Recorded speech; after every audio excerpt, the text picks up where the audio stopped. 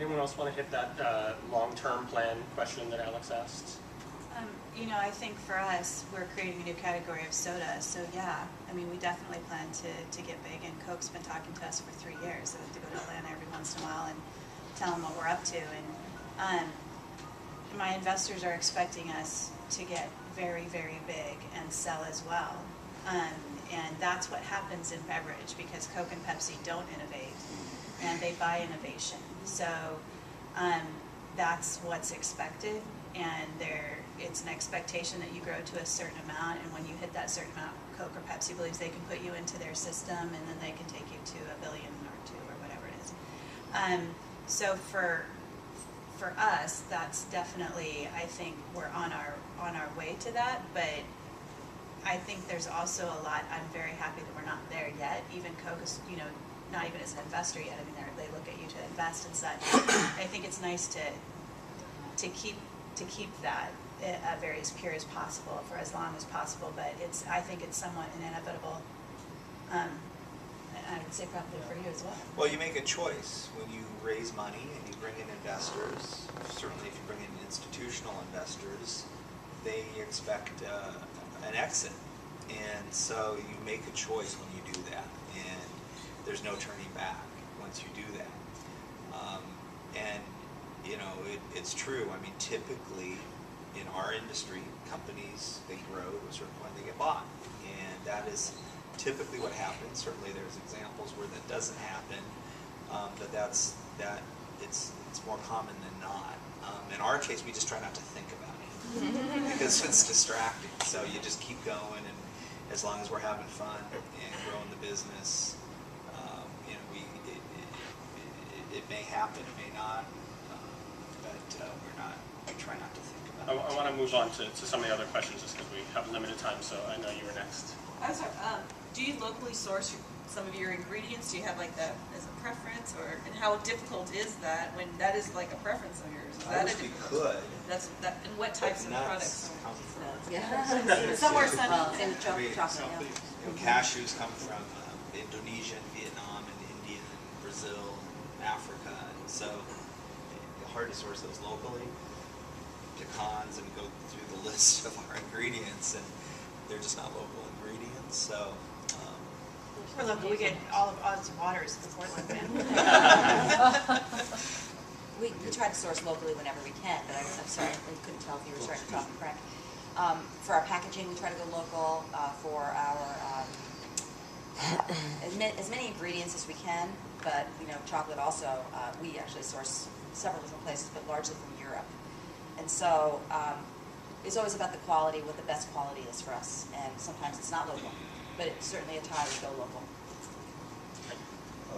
In the case, an example, like of course our biggest cost is raw materials and meat, pork and poultry.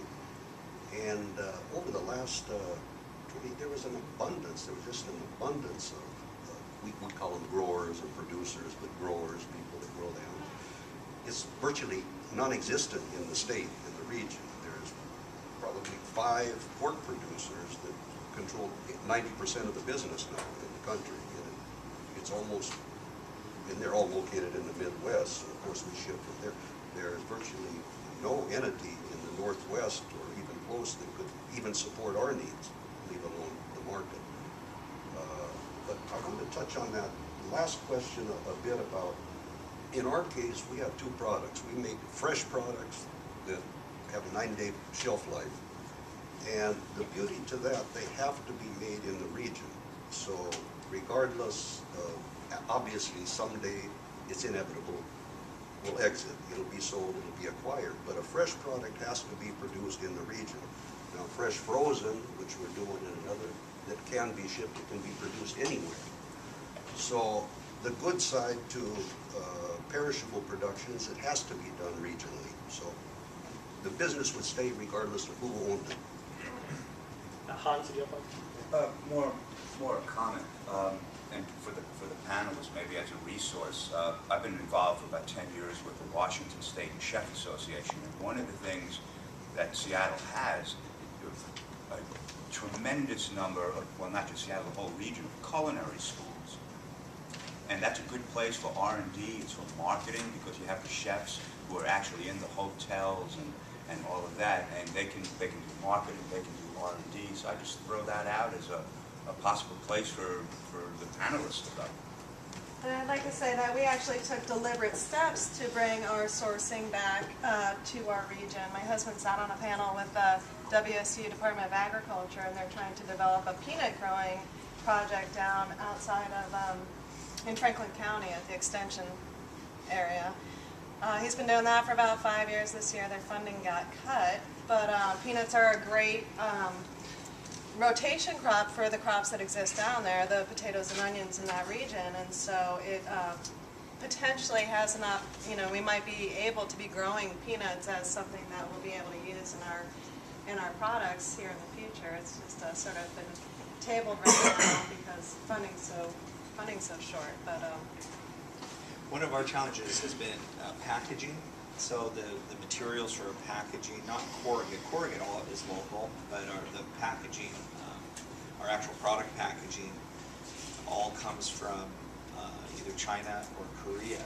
And we've had a lot of issues with customs and just product getting hung up and missing orders and missing shipments because it gets hung up in customs and there are delays.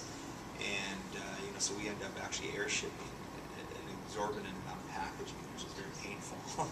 But we do it, and it just happens again and again because we've got to hit certain order dates. And but there are no, it's astounding, but there's really, in terms of cost and timeliness, you can't beat Asia for our foil packaging. And I wish that weren't the case. So I think Bob, and then we'll go to Rita. Talk about all sorts of operational issues and one government issue, taxes, but what kind of regulatory challenges do you guys face? just a lot of regulators. We have 5 or 6 inspections a year, drop-in inspections. We have to stop production to have 3 days of the FDA in there or Yeah. whatever. Well, It's all federal or in the some nut state as well? All state, organic inspectors, agriculture inspectors, health inspectors. the nut industry's been hit with some recalls lately, right? We got caught up in the pistachio recall because we had bought a very small amount from the supplier, the primary supplier that was the root of the salmonella issue and the recall. We never had an issue, we never had a safety issue, but we still had to do a voluntary recall, which was just incredibly expensive and complex and difficult. And the FDA, they have really stepped it up in terms of nuts and nut safety, which, it's good. It forces us to get better, but it is expensive, and it makes it hard if you're a subscale producer to make the kind of investments that are necessary, to keep the food supply chain safe, and especially with nuts and nuts that are coming from all over the world. We have today complex cleaning of nuts, aspirating to clean and sort the nuts that come in, even though they have already gone through those steps at the nut producer level, and also just swabbing and all the stuff that you have to do to assure that you are delivering a safe product. And the FDA has really stepped up. The new administration is much tougher than the previous administration on that front. Give you an example of regulation. Try to make it brief, but we were on a plant expansion, and we're under probably the toughest scrutiny with the USDA, and they're in-house all day. And I'm glad for it. As a consumer, I'm glad we have the inspection levels we do. We were expanding the plant, and with the USDA, to make a change, any change in construction, whatever, you have to submit blueprints. It's got to be scrutinized like you're building an atomic bomb, but it's really taken so serious. So there was coolers, there was drains, etc. They got the stamp of approval. The contractor gets the city permit, stamp of approval. They're in the middle of construction, and the public, the city inspector came and says, you will not put a drain there. And they said, but it's been accepted. The USDA inspector comes in, you will not do it without that drain. So there it is. You had to pull the construction crew out, and it was very costly and disruptive. And at the end of the day, I said, there's got to be an ombudsman there that could. And there was a simple fix. Everybody was happy, but it caused some kind of an ombudsman would help that situation. If we're talking regulation. Anyone else want to address that one? I think it's covered. Yeah, Rita.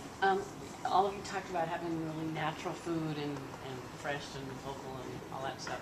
Is anybody talking to you about the environmental impacts of your food, positive and negative? Are you getting demand from your customers that you disclose more about that? We're really conscious of it. We don't get a lot of questions about it, but we're really conscious of being almost a zero waste facility. We're able to sell a lot of our peanut, or give it away as feed, animal feed to local people that raise their chickens. And we sell wastewater, our saltwater brine, to the tribes, and they put it on the streets when it's icy. And so, it's we're proud of that. We work hard to be that way, but we don't get a lot of questions about it really. Just about our packaging, which we had talked about before. Got a more sustainable packaging. I mean, we had some questions from Costco or Walmart about our packaging, because they're putting a big emphasis on it increasingly, and we want to do as much as we can as well. But the questions are coming from the retailers, which is interesting. Not from public consumers. For more sustainable packaging? Yeah, sustainable packaging, and our footprint, carbon footprint, what's our policy around that, or our approach to